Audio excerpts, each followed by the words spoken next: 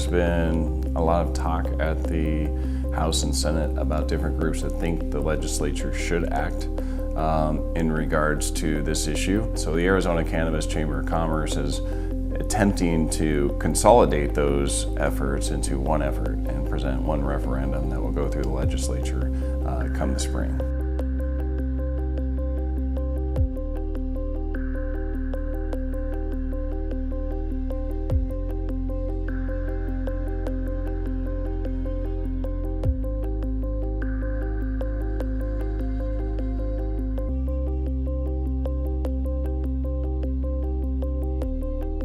We got it right this time. So Smart and Safe is an initiative. So that is a group that is actually out there gaining signatures right now.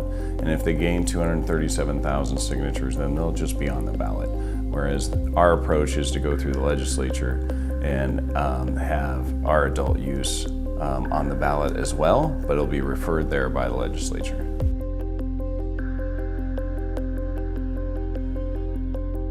One is that there are no additional licenses added on. There are an add of 26 new licenses for social equity under the Smart and Safe Act. However, we don't think that's enough. Secondarily, we also like to see the Liquor Board control the enforcement over the program versus the Arizona Department of Health Services. Again, it's just about enforcement at that point once we're transitioning to adult use. Thirdly, we think the excise tax might be too high. It's at 16%, that's on top of your flat sales tax that's already in existence. We're in fear that we could create a black market type of response similar to what's been happening in California. And then lastly, we'd like to see that dispensaries cannot own or be involved in product testing facilities. We just don't think that they should be involved in testing their own product.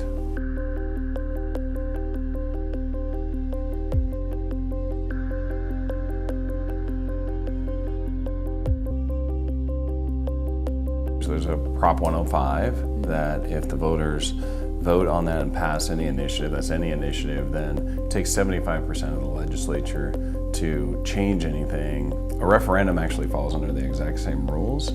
However, we can design some controls into the referendum that helps the legislature have some input going forward. For example, one of our tenets for a referendum is that the Arizona Liquor Control Board actually has the oversight. And so the Liquor Control Board is appointed by the governor. And so there's actually some say in regards to how they oversee the program.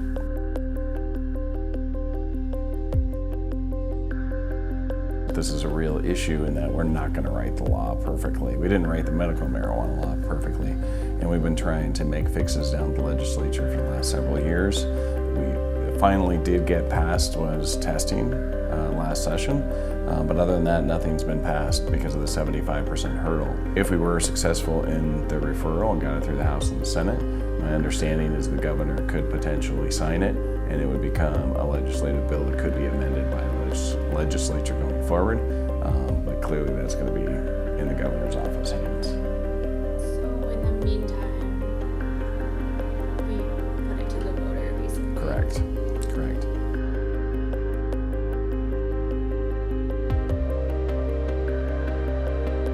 We need to make sure that we have right controls around an adult use program, that our kids aren't buying product out there that are under 21. We need to make sure that people on our roadways are safe.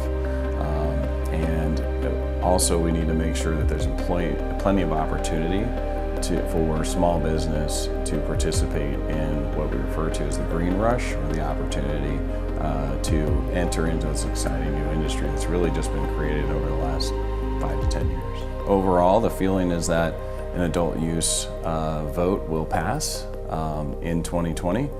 The question is just to make sure that we get the legislation right and that it's good legislation.